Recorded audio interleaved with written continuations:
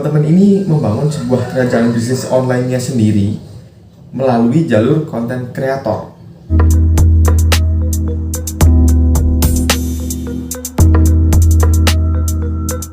Oke, di video kali ini saya cukup excited sekali karena beberapa waktu yang lalu banyak orang yang membahas tentang pembahasan ini. Ya mungkin ada di judul dan di thumbnailnya, yaitu tentang ngepet online.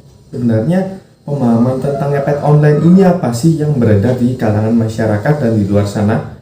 Gampangnya, ngepet online ini pemahaman tentang orang-orangnya. Ketika ada beberapa orang atau ada seorang yang di lingkungannya itu dia kelihatannya nggak kerja, nggak keluar rumah buat berangkat pagi pulang sore kayak orang kerja biasanya.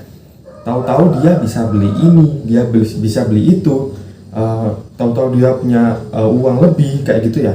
Maka ada juga konspirasi ataupun beranggapan orang di luar sana menganggap mungkin dia melakukan suatu hal hingga akhirnya muncul yang namanya ngepet online. Padahal hal tersebut bisa aja nggak mungkin terjadi, bisa aja nih di kehidupan nyata dia diem-diem aja, lalu dia emang di kehidupan nyatanya dia nggak kerja kantoran, tapi di dunia online dia jadi bos. Kan nggak ada yang tahu, kerjanya dari rumah, kerjanya cuma dari kamarnya aja, tahu-tahu dia bisa jadi bos di dunia online. Kan nggak ada yang tahu.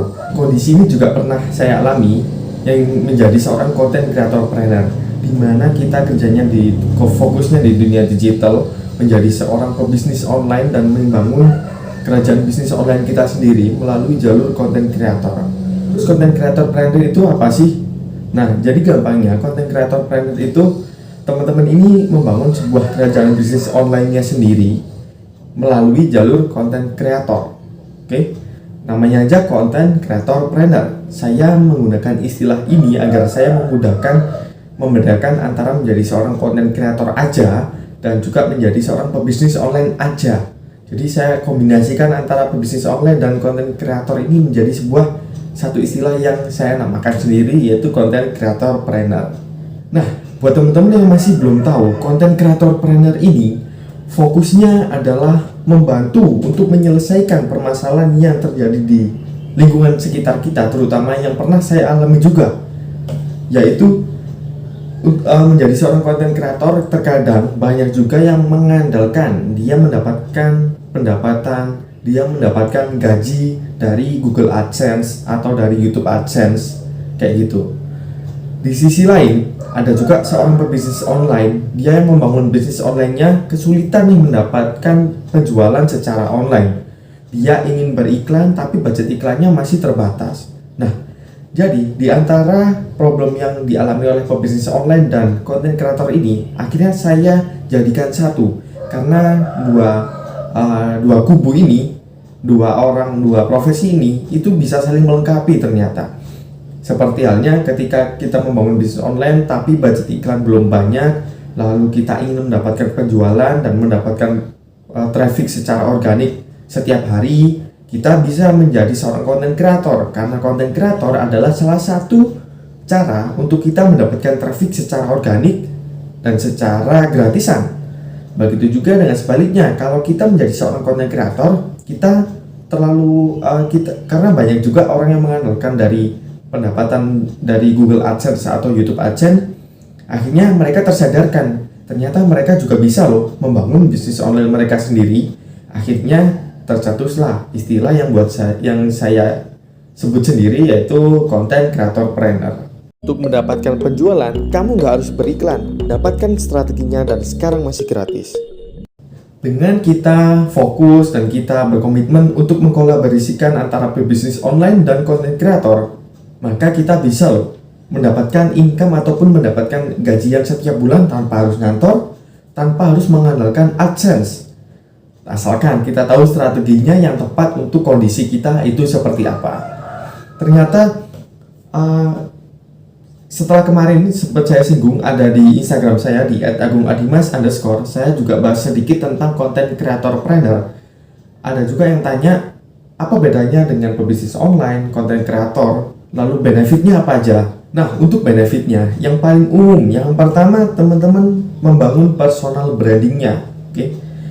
Jadi ketika teman-teman menekuni suatu bidang ataupun suatu niche tertentu, lalu teman-teman membuat sebuah konten secara rutin, konsisten, relevan, dan bervalue, maka itu akan perlahan-lahan akan menciptakan sebuah personal branding tersendiri. Misalnya, kalau teman-teman dengar kata ataupun nama Dr. Tirta di Instagram ataupun di sosial medianya, biasanya beliau membahas tentang produk lokal, membahas tentang sepatu review, lalu dia seorang pengusaha, seorang pebisnis. Nah, kayak gitu, hal tersebut perlahan-lahan kita bisa membangun dengan cara kita membuat konten di sosial media kita. Itu yang pertama, yaitu mendapatkan dan membangun personal branding kita agar semakin kuat. Yang kedua, yaitu kita membangun kolam traffic kita sendiri. Jadi masih belum banyak yang tahu kalau traffic itu datangnya nggak harus dari iklan berbayar, tapi dari yang gratisan itu juga bisa. Asalkan kita tahu strateginya dan kita mau bersabar, konsisten, dan persisten, kita akan memetik hasilnya di kemudian hari. Misalnya ketika kita belum ada budget iklan yang lebih buat beriklan dan mendapatkan penjualan, kita sudah punya followers kita sendiri, kita sudah membangun sebuah engagement, interaksi di sosial media kita sendiri. Itu merupakan salah satu teknik marketing yang secara gratisan, asalkan teman-teman mau bersabar dan mau terus berusaha. Oke, yang kedua itu tadi, kita menciptakan kolam traffic kita sendiri. Kita punya produk apa, kita bisa promokan di sana. Itulah enaknya kalau kita membangun, kita nggak cuma fokus bisnisnya aja, tapi kita juga bangun konten kreatornya di sosial media. Oke, benefit yang ketiga yaitu kita memperkuat passion kita di suatu bidang dan skill kita di suatu bidang. Misalnya, saya bergerak di bidang bisnis digital.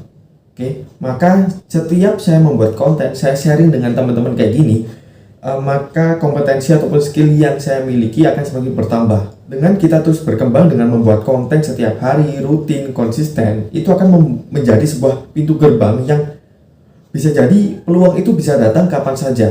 Kan kita nggak ada yang tahu. Itulah pentingnya mengapa kita bisa sharing membuat konten seperti ini di sosial media dengan cara yang gratisan. Oke, benefit yang keempat yaitu kita mengasah skill sales dan marketing. Ketika teman-teman ngomong kayak gini di depan kamera, lalu misalnya teman-teman ingin mempromosikan diri sendiri tentang suatu bidang, misalnya teman-teman punya keahlian edit video buat buat UMKM misalnya, buat video promosi. Teman-teman harus bisa nih mengasah skill sales dan marketing, cara mempromosikan diri agar bisa menarik minat dari UMKM lalu menggunakan jasa edit video kita itu gimana sih caranya. Nah, semua itu bisa kita dapatkan ketika kita menjadi seorang content creator trainer. Benefit yang kelima yaitu kita memiliki portofolio ataupun sebuah bukti karya yang telah kita buat di dunia media digital ini ya khususnya.